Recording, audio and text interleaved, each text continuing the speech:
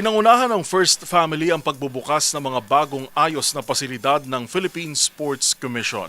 Sa isang seremonya, binigyan din ng Pangulo ang mahalagang papel ng sports sa paghubog ng disiplina at pagkatao ng mga Pilipino, lalo na ng mga kabataan. Ang mga detalye sa report ni Matchpoint, Mili Borja.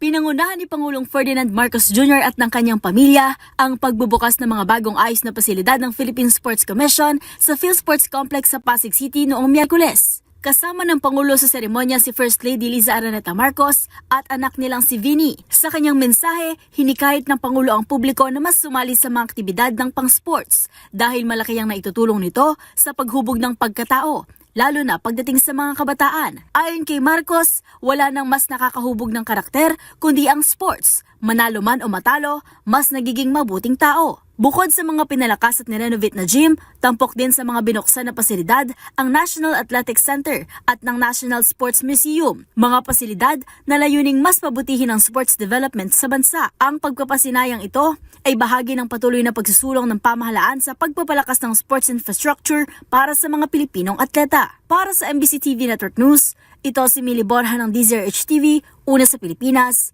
una sa Pilipino.